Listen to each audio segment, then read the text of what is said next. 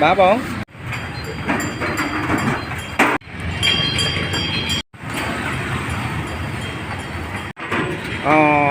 Không còn được thang cái thái trong việc tăng đây này.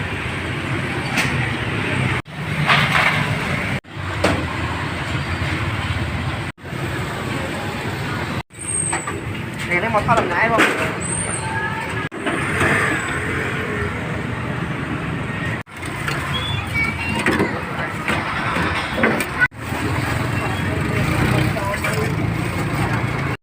Thao kiểu này thích.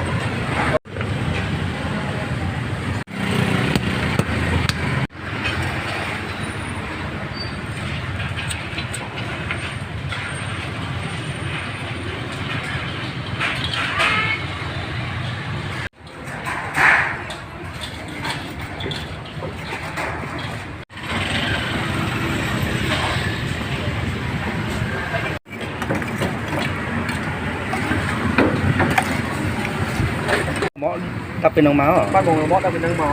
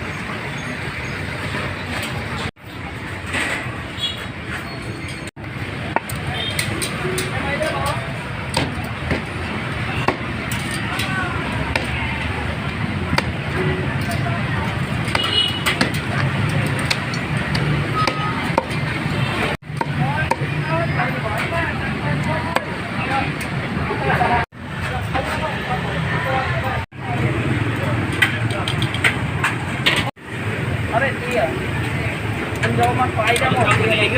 đó con quay ra không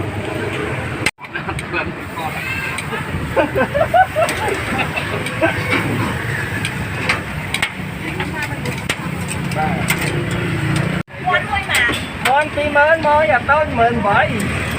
đúng không vô đi ra đi luộc mà trời chân chị á mà bây giờ nơi đây chắc là đây con xem sách ba là không đó là mổ mà đây mình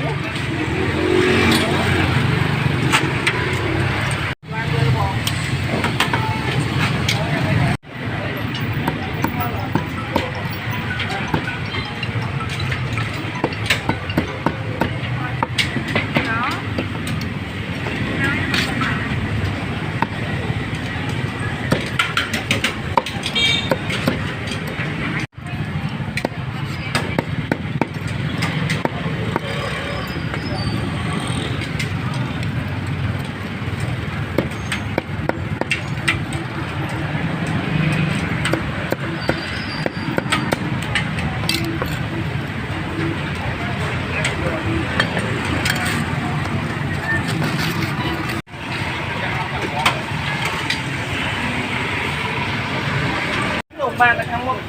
trong mình bay chứ bạn có vài trăm tích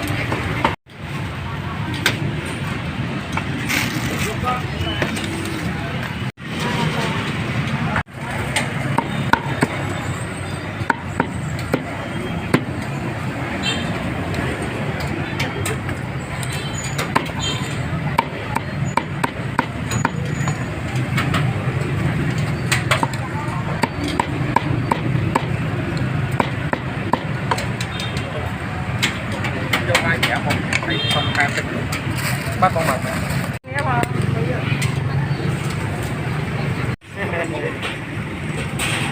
thấy mà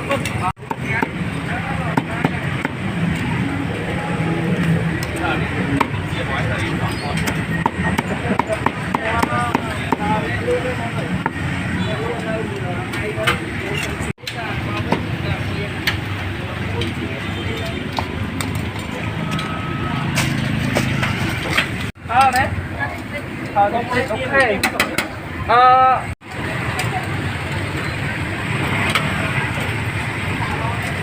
đó là mổ mày nè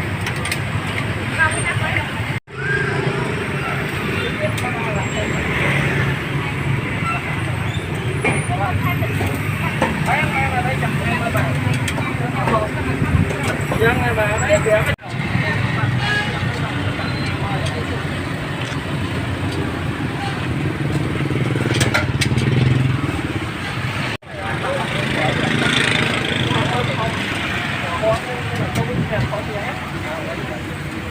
mà mời bậy á má mời bậy mà cái nào cũng giống muối con muối là tôi mà mời bậy con là phân đi chẳng có mòn mà không biết kim mê rồi con nhưng mà cái nào chết đâu mời đi mà coi mày đâu đây chưa dạ con ơi con tụi em đúng không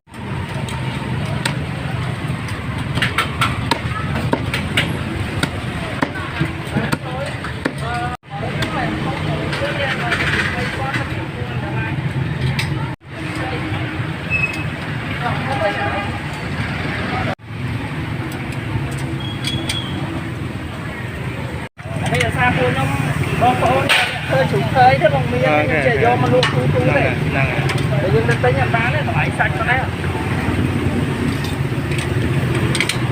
không nhà mấy đấy bạn ông mấy đấy bạn không rồi nhà mấy bạn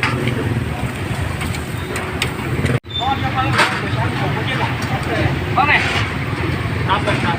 đâm đá cái này ba mới mà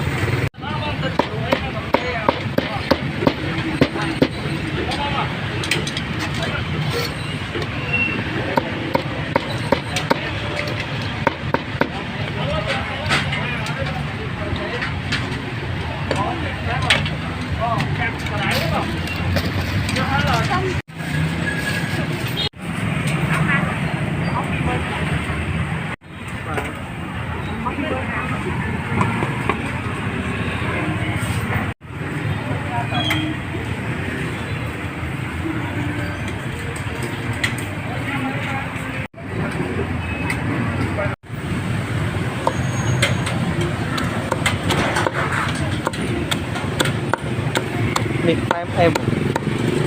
kêu คลายเอ็ม lại em hắn nó mà nó ổn rồi นี่เลยเมียนมาเมิน7 2 มื่น à มวยมาจำเที่ยงตั้งมาเมินเนี่ย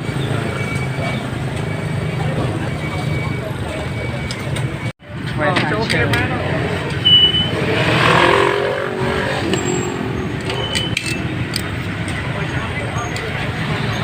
Nhưng mà mới nó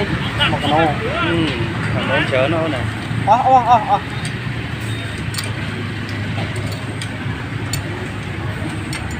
tao đạp ôm một chết lò mùi gì ra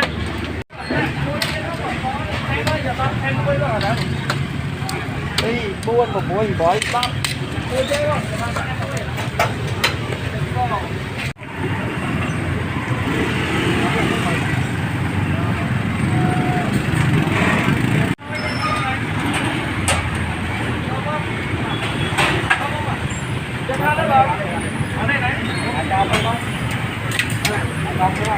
bài quay đây này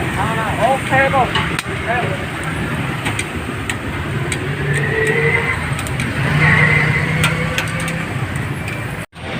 bọn có điện sao mà hôi tới chân con hôi tới chân để ra sang rồi với cái bọn ta thao yêu con đi con này sắp mặt lên cho một đã tay vô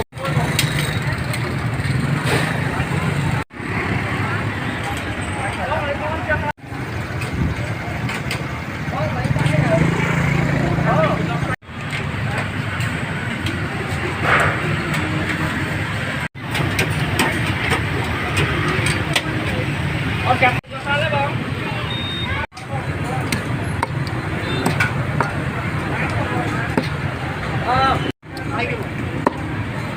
cái bập à đây này